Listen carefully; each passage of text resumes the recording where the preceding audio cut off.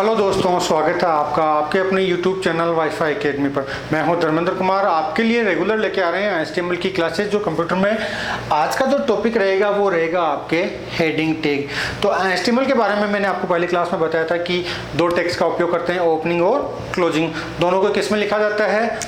Less than and greater than के बीच में लिखा जाता है। अगर लेस देन और ग्रेटर देन के बीच में तिरछी लाइन का उपयोग करते हैं तो वो होता है आपके क्लोजिंग टैग। अगर तिरछी लाइन का उपयोग नहीं करते हैं तो वो होता है ओपनिंग टैग। तो HTML में कौन दो टैग्स का उपयोग होता है, ओपनिंग और क्लोजिंग। प्रोग्राम की शुरुआत करने के लिए ओपनिंग का उपयोग और समापन करने के लिए क्लोजिंग का उपयोग किया जाता है। अब होता क्या है हेडिंग? हेडिंग के बारे में जब आप पढ़ने जा रहे हैं कि हेडिंग क्या होती है, यानी किसी भी पेज में आपको शीर्षक देना हो, हेडिंग देनी हो, तो उसके लिए हेडिंग टैग का उपयोग किया जाता है। तो आज का जो टॉपिक रहेगा वो रहेगा आपके हेडिंग टैग। हेडिंग टैग में कौन से टैग का उपयोग करते हैं? अगर आप सोच रहे हो कि पूरे हेडिंग का उपयोग करना है, टैग इसमें लिखा जाता है, आप सोच रहे हो कि इसमें पूरी हेडिंग लिखें, पूरी मीनिंग लिखें, तो ऐसा नहीं है। इसमें आप शॉर्टकट का उपयोग कर सकते हो। शॉर्टकट कौन से हैं आपके हेडिंग का? पहला कैरेक्टर कौन सा है? एच, यानी एच का मतलब क्या होता है?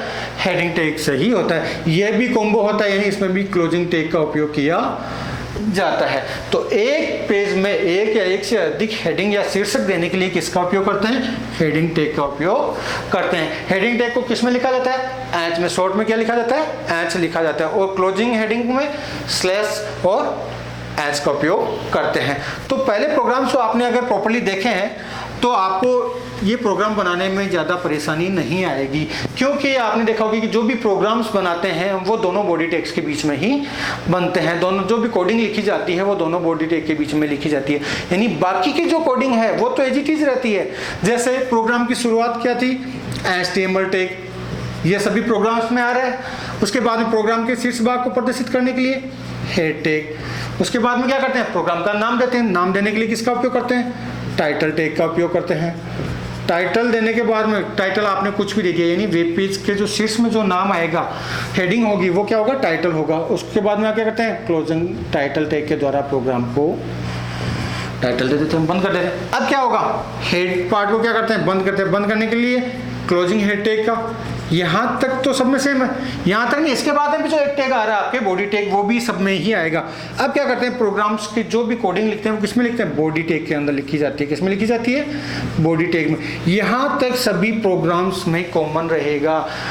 चेंज क्या होगा? जो आपके टाइटल होगा वो आपका चेंज होगा। बाकी सारे वेब पेज में ये तो जो कोडिंग है, जो टैग है, वो लिखे ही जाएंगे। कंपलसरी या नेसेसरी जो भी कह सकते हो वो है। अब आपको क्या करना है? हेडिंग देनी है। हेडिंग देने के लिए कौन से टैग का उपयोग करते हैं? एच का। किसका उपयोग करते हैं? एच का उपयोग। अगर आपको एक वेब पेज में एक ही हेडिंग देनी है तो केवल एक का ही उपयोग कर सकते हैं। तो H1 कोई भी दे सकते हो, जैसे इंट्रोडक्शन। इंट्रोडक्शन लिखा आपने, देन क्या करोगे? इसको बंद करने के लिए क्लोजिंग H1। ये पहली हेडिंग है। अगर आपको और हेडिंग देनी है, यानी एक या एक से अधिक हेडिंग देनी है, तो फिर क्या करोगे? अब आपको सर एक हेडिंग दे दी, इसके बाद में क्या करेंगे? इसके बाद में क्या होता है कि H2, यानी सीरियल आप बढ़ाते जाओ। क्या करोगे? सीरियल आप बढ़ाते रहोगे। H2 हो गया, H3 हो गया। इस प्रकार आपकी इसके बीच में दोनों के ओपनिंग हेडिंग और क्लोजिंग हेडिंग के बीच में आपको जो शीर्षक देना है वो आप यहाँ पर टाइप कर दोगे। क्लोजिंग सेकेंड हेडिंग दे रहे हैं तो क्लोजिंग H2। हेडिंग 3 दे रहे हैं, तीसरा शीर्षक दे रहे हैं तो क्लोजिंग H3। अब क्या करना है? हेडिंग दे दिया आपने। अब इसके बाद में प्रोग्राम में क्या करते हो आप लोग? यानी बॉडी पार्ट को बंद करना कंपलसरी होता है। तो बंद किसके द्वारा करते हैं? क्लोजिंग बॉडी टैग के द्वारा बंद करते हैं। अब लास्ट में आपके बचता है हेडिंग टैग, यानी प्रोग्राम को बंद करने के लिए शुरुआत किसके द्वारा की थी? HTML टैग के द्वारा।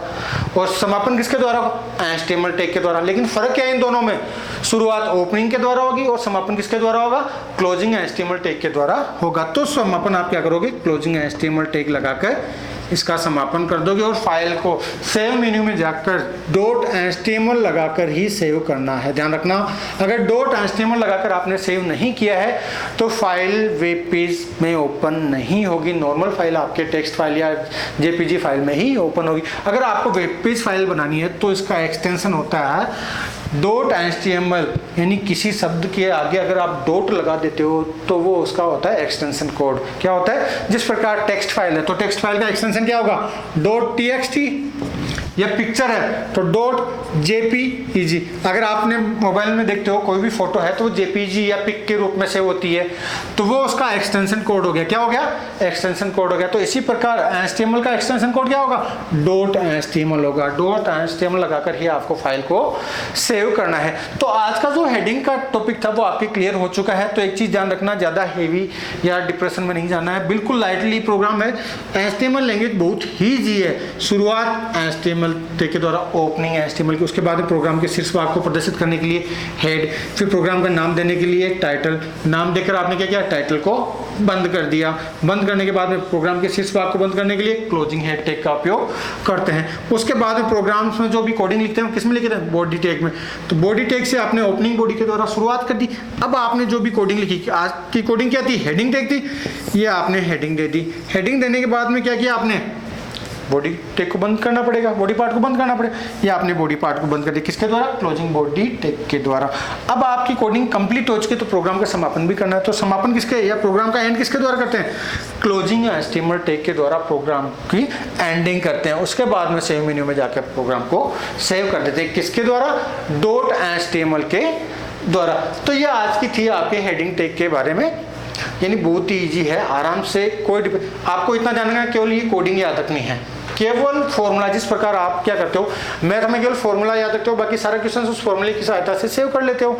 इसी प्रकार इसमें भी आपको केवल फॉर्मूला ध्यान रखना है। फॉर्मूला क्या है?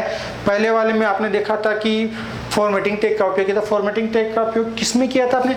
दोनों बॉडी टैग के बीच में किया था। फॉर्मेटिंग टैग कौन कौन से थे? Bold, italic, underline, strikethrough, ये थे। यानी शब्दों में जो भी परिवर्तन होते हैं वो फॉर्मेटिंग कहलाते हैं। तो यहाँ पर B1 था, B था, U था, I था। आज क्या यहाँ पर क्या दे रहे हैं? हेडिंग दे रहे हैं। तो कौन से टैग है? H। एक से ज़्यादा हेडिंग देने के लिए इनका क्रम बढ़ाते रहिए और हेडिंग देते रहिए। तो ये आपके, अब इसका जो आउटपुट होगा वो कैसे होगा? आप सोच रहे हो इसका आउटपुट क्या होगा? इसका जो आउटपुट होगा वो होगा इंट्रोडक्शन। आपके पहला जो शब्द है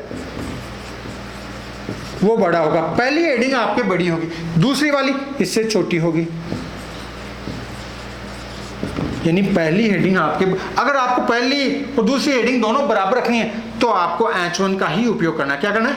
H1 का उपयोग ही करना है। अब तीसरी जो हेडिंग है वो क्या होगी? उससे और छोटी होगी। ये इसका आउटपुट होगा। क्या होगा? ये इसका आउटपुट। पहली हेडिंग H1 बड़ी थी, H2 क्या होगी? उससे छोटी होगी। H3 क्या होगी? उससे और छोटी। H4 करोगे तो और इससे छोटी होती। यानी जो हेडिंग का जो क्रम है, जो साइज का क्रम है, वो धीरे धीरे कम होता रहेगा। इसी प्रकार आज का जो टॉपिक था वो कंप्लीट हो चुका है। तो आपके अपने YouTube चैनल वाईफाई एकेडमी को देखते रहिए, लाइक करते रहिए, सब्सक्राइब करते रहिए, और आपके लिए रोज रोज ये जो क्लासेस हैं वो आगे चलती रहेगी। Thank you.